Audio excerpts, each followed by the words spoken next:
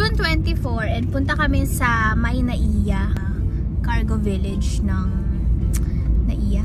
Pipick upin na namin si Lulu. Ngayon yung flight niya. Inayos talaga ni Mon kahapon. Thank you, mahal, sa lahat ng effort mo. Ayan. Muntikan pang hindi uli matuloy. Buti na lang pinush talaga ni Mon yung kulungan. Pinasukat niya mga ilang hours before yung flight ni Lulu. Siguro mga hapon pa lang pinasukat niya na. Tapos hindi tinanggap kasi maliit daw. So, bumili pa si Mon ng mas malaking kulungan para lang matuloy si Lulu. Naka-push siya sa flight kagabi. And then, ngayong mga 4 o'clock, kukunin namin siya sa may Pugs. Ba yun? Basta yun. Pear Pugs. Ano nakasulat dyan kay Louie? Pear Pugs. Si Kuya Louie talaga yun ako. Pear Pugs. No, Pear Pugs. Doon pala pinipick up yung mga unaccompanied pets. Hindi pala sa mismong arrival ng Naiya, kunyari Terminal 1, hindi doon. Para silang may cargo area din. Tapos doon mo pipick upin. Although, yung flight na binook namin kay Lulu is sa Terminal 3 ang landing. Pero yung pick up sa Pear Pugs sa tabi ng Terminal 1. So, ayun. Yun lang. Pupunta na kami. Nakasama ko si Kuya Louie and si Kuya. Let's see kung ano mangyayari later. Dito na kami guys sa Etihad Cargo or Pugs Pear. Ano Pear Pugs? Tapat lang siya ng SMDC nga. Baka dito. Dito ba? Super tarik. Ito rin yung inakyat namin kanina. Guys, nakuha na namin yung DHU. Ay airway bill ba to?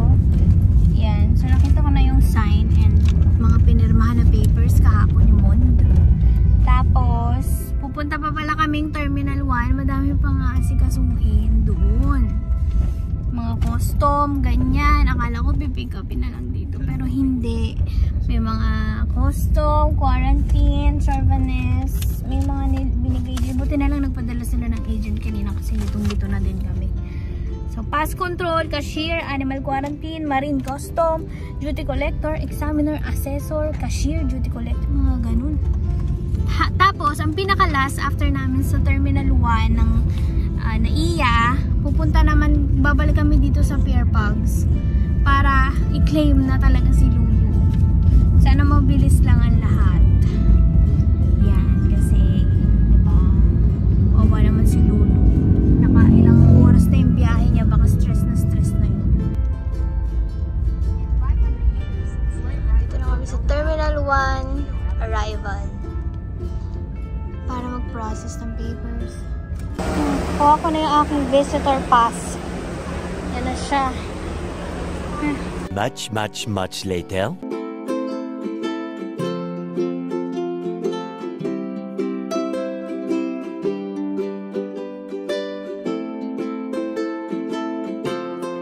Bonk.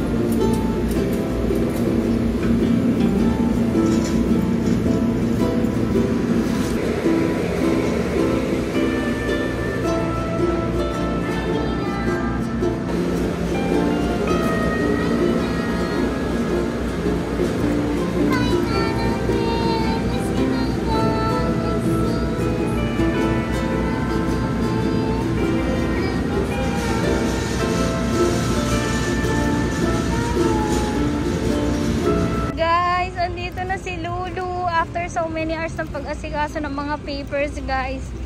Akala namin kukunin lang, pero hindi. Sobrang hassle. And si baby, super tigas na niya. Ayan na si Ate Lulu. Hi, Nina, where? Hi, Nana, I'm here. Sa bahay na kami, and ayan na si Lulu. Ready na yung kanyang food, yung drinks. Sobrang uhaw siya kasi hindi siya marunong uminom dun sa pang-travel na inuman, yung parang pang-hamster, ganyan. So, yan. Uhaw na uhaw siya ngayon. Tapos, litter stand is ready. And yung scratcher niya, dito lang lahat muna sa room kasi baka mabigla siya pag pinalabas ko siya dun sa mismong bahay. Tsaka yung aso namin nandun sa baba pa. Mag-aaway sila. Parang ayaw ko na maulit yung process na yun kasi nakakadala. Buti lang hindi sumama si mama kasi talagang nakakapagod yung process na yun. Parang yes, I'm in Pinas na talaga. Ganon. Parang pupunta kami sa left, yung pinakadulo ko niya rin na office. Pagdating namin sa pinakadulo na office, ay hindi po dito, dun po yun sa kabila. So, punta naman kami dun sa kabila. Tapos sasabihin, dito po yun sa, di po dito yun sa ganyan. So, iba-iba yung info and nakakapagod. Kaya thank you kay Kuya Louie and kay Kuya sa pagsama sa akin and kay Mon sa pag-process na kanyang export papers kahapon. Stress din si Mon kahapon kasi siya nag-asikaso nung mga papers ni Lulu sa pag-export. Hindi lang pala mga pets ang kinakargo ng mga kasama yata ni Lulu ang mga cadavers. Kasi cadavers yung mga dead bodies, guys. Hindi ko alam kung na-cremate or dead bodies na whole. Basta ganoon. Anyway, and si Lulu lang yung pet doon. Buti na lang natapos na kasi sobrang pagod ako. Hindi ko alam kung makakwento ko sa inyo, guys, kung paano. Kasi sobrang daming nangyari. Tapos sobrang exhausting. Tapos pumunta pa kaming Terminal 1. Kumuha ng visitor pass. Lahat ng pass, guys, may bayad sa airport. So, 50 pesos visitor pass. Tapos, gate pass sa custom, 70 pesos. Tapos, agricultural, sa quarantine something. Sila yung nag-check kay Lulu sa cargo. So, bumalik na naman kami sa cargo. Tapos, pagdating sa cargo, pumunta na naman kami sa BAI. Yun ang nahirapan kaming hanapin yung BAI, Bureau Animal Industry.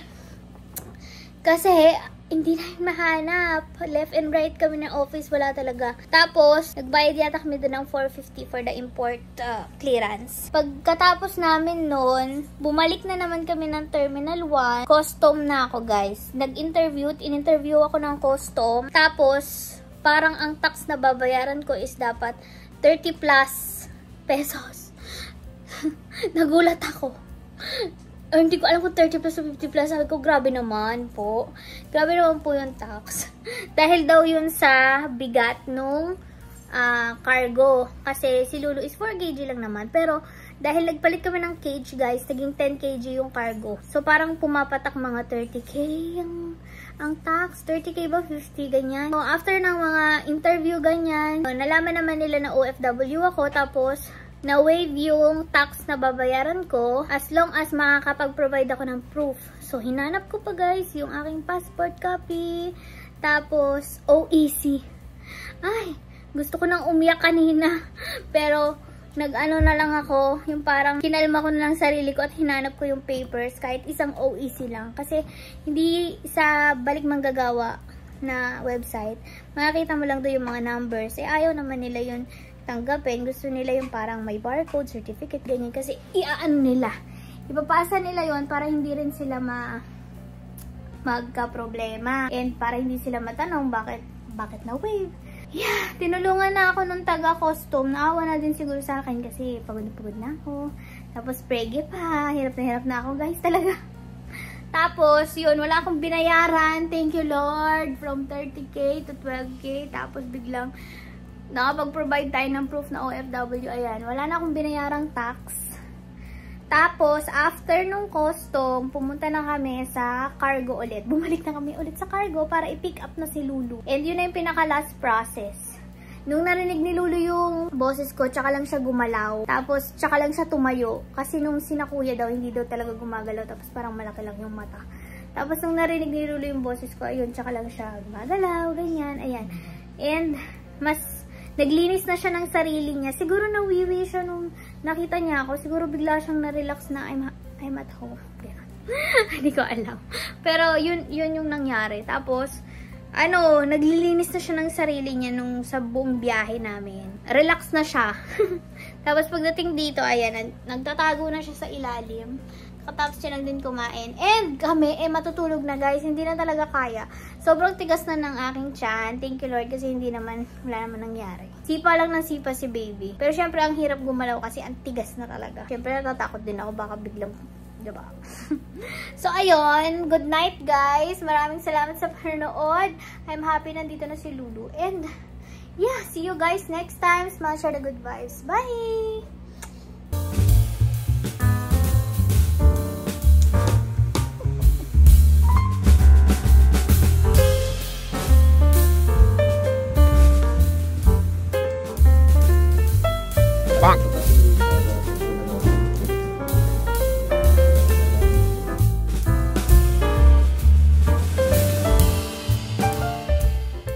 Good morning, guys! Pagharap ko sa camera, sabi ko, ang haggard ko. Mag-start na tayo ng day sa paglinis ng ating face. And kanina pa ako gising, nag-ayos ako ng mga gamit ni baby kasi maglalaba ako. Kasi yun yung lagi ko iniisip. Kasi gusto kong labahan yung damit ni Mon and damit ni baby. Kaso parang sa sobrang daming gusto kong gawin, hindi ko siya nagagawa. Kaya unahin na natin ang mga gamit ni baby sa paglalaba. Pero bago yun, ayos tayo ng face kasi ngayon na nga lang ako humarap sa camera, tapos tignan nyo naman.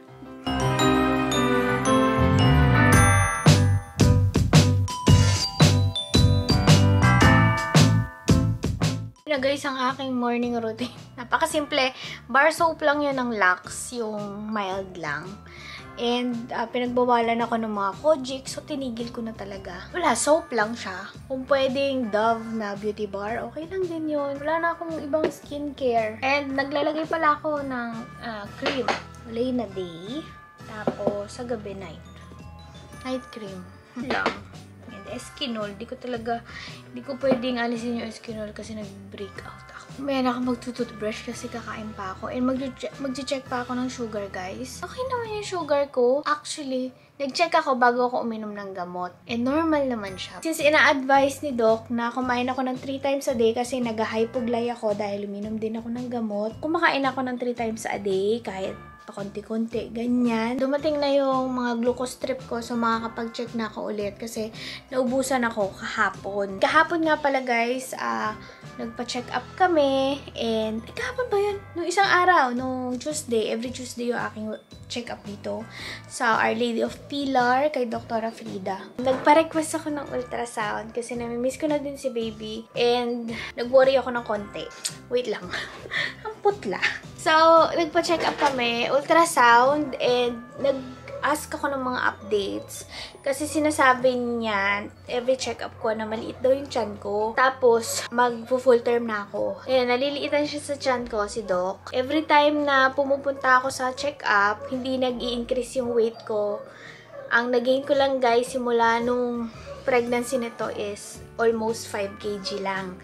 Tapos, nung last check-up ko is 65 kg na ako eh. Bumalik ako this week, hindi siya nadagdagan, 65 kg. So, nag-worry din siya bakit hindi ako nagigain. Ayun, basta hindi ako nagigain, kumain daw ako. Sabi ko, kumakain po ako, Doc. Kumakain ako, hindi ko rin alam ba't hindi ako nagigain. Pero feeling ko nagigain ako kasi bumibigat din naman si baby. After ng check-up, nagpa-ultrasound, tapos nag-ask nga ako ng update. Tinanong ko kung kamusta na yung lungs ni baby. Clear na daw talaga. Wala naman daw siya nakikita. Tapos sabi ko, kamusta po yung size ni baby and yung weight niya? Normal naman. So, yun lang. Mas maganda yung sa ultrasound kasi nakikita talaga yung weight ni baby and size. Sakto naman pala yung weight and size ni baby sa aking tummy. Mukha lang siyang maliit. Siguro kasi maliit ako.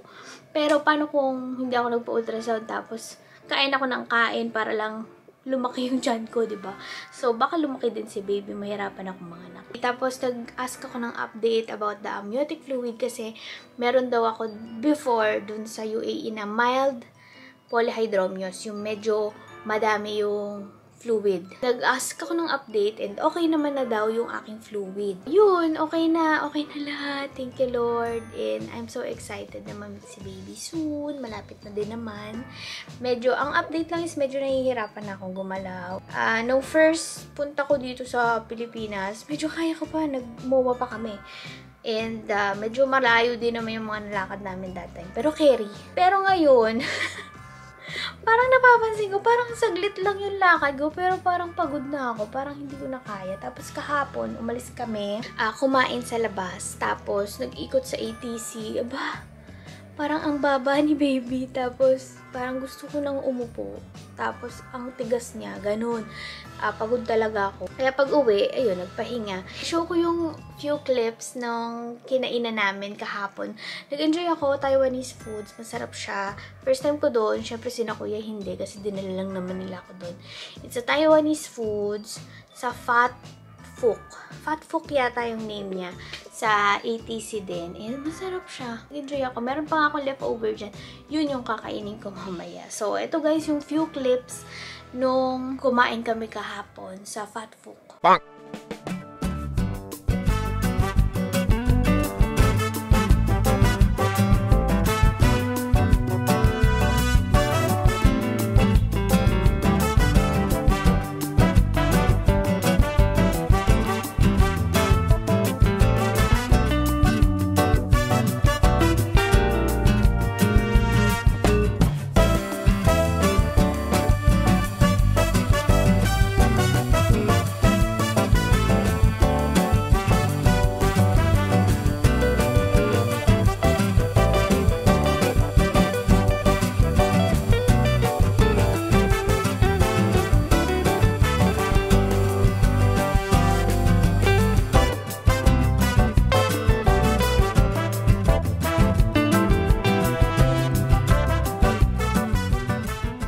Binili ko to sa, Shopee, Unilove na baby fabric softener.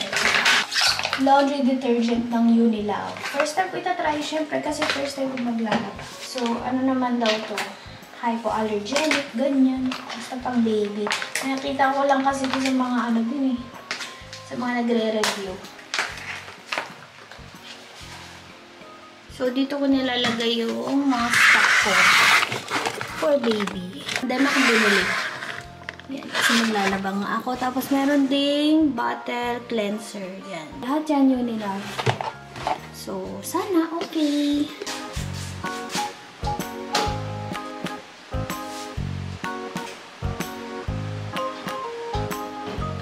And nag-start na din yung ating washing machine. So, silip na si Lulu.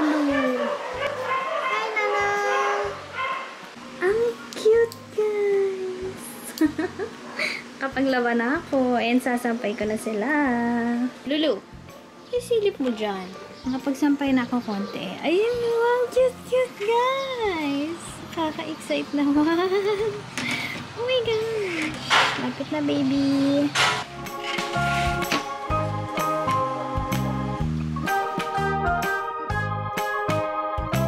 Hi guys! Ayan, fresh na ako. Ngayon lang ako naligo. It's 2:30 PM. And tuyo na din yung aking mga sinampay. Buti na lang guys, nagising ako sa kulog. Kasi nakatulog ako nung tanghali. Umuulan na. So, tuyo na sila. And magtutupi na ako. Si Lulu Bear, nagmamarites dito sa bintana lagi. Dami sigurong ibon siyang nakikita dyan. Tsaka yung mga tao na naglalakad. Kaya, yan. Silip siya dyan ng silip. Kaya tinaas ko na lang tong, Korean blinds. I love Philippines, Mina. Dami yung bird, no? Dami din dogs, no?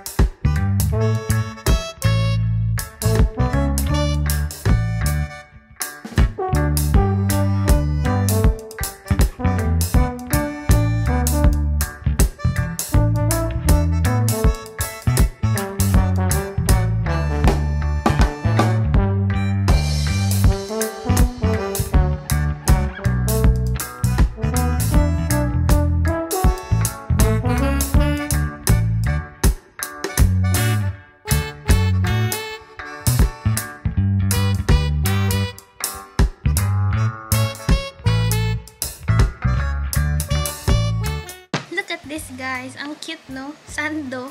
And manipis lang siya. Nabili ko sa Shopee. Tapos may kasama siyang short.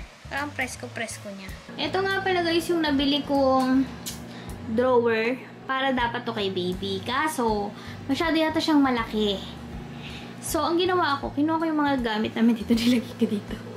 Pero yung mga damit ni baby, dito ko na lang nilagay. So, mukha siyang madami kanina, no? Pero, 5 pieces lang kasi yung pang newborn ko talaga. Tapos karamihan is 1 to 3, 3 to 6. Newborn, 0 to 1 ba? Or hindi, 1 to 3. Tapos ito, free size. O yun. So, konti lang talaga yan. Tapos, ito pang 3 months. Tapos yung ibang colored, kailangan ko pang labhan. Yan. So, dito ko muna nilagay. Alis muna ako, guys. pupuntahan namin yung lupa sa likod kasi plano namin palagyan ng bakod. So, nabili namin lupa. Ilang years na ba? Parang 2 to 3 years, ganyan. So, plano namin ng palagyan ng bakod. Kasi dami nagtatapon. Ayun, chocolate. Tsaka, dahil pumapasok. Yung dahil talagang nagtatapon doon. So,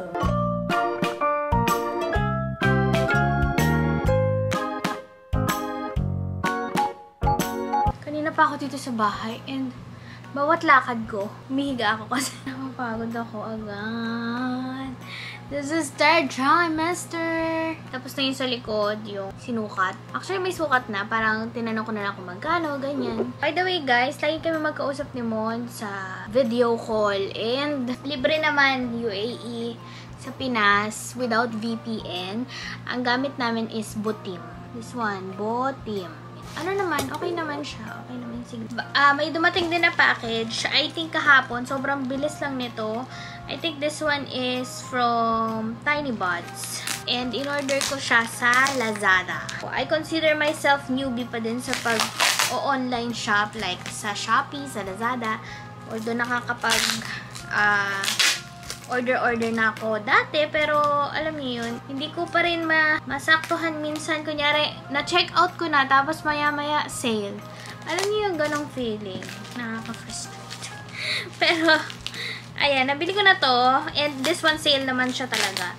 Yung sa Tiny Buds. Nakikita ko lang din to sa mga vloggers, ganyan. Halos magkasabay kami ng pregnancy ni Pat Velasquez, yung kapatid ni Kong. Pinapanood ko din si Bien, yan. Tapos, nag-share sila ng mga items. Ano yung pag-mami na nakakapag-share sila ng mga items na magaganda. So, they always mention Tiny Buds. So, dun ko siya nalaman talaga. Ito na siya, guys. Ayoko mag-hoard ng madami. Pero nag-hoard ako ng mga wipes, diaper. Ay, mahal! Nagpa-vlog ako. Tumawag ka kanina. Hindi ka naman nakikita ko ni Mon sa CCTV. Mumonitor niya ako. Pero hindi ko siya namomonitor. Ay, sure! So, this one, Bubu Cooling Strips. In case magkalagnat, ganyan, meron tayong cooling strips na naka-ready. O, diba? Tapos, umorder na din ako ng After Bites. Just in case may kumagat kay baby, ganyan. Oh, ba't dalawa? Buy one, take one ba to? Kasi alam ko, dalawa ba in order ko? So, I have 2. Ayun. Pero, mabango daw to. This one, Gentle Baby Cologne. Okay. Para siyang water. Na cologne. Hindi ganun katapang yung amoy niya. What's next? We have dry cotton wipes. Kita ko naman to kay V. Na-mention doon na mas hiyang si Kong dito. Pero hindi yun yung point ko. Nakikita ko lang din sa mga TikTok na meron silang dry cotton wipe. We have 3 pieces kasi I think bundle to. Can be used with warm water to clean newborn babies.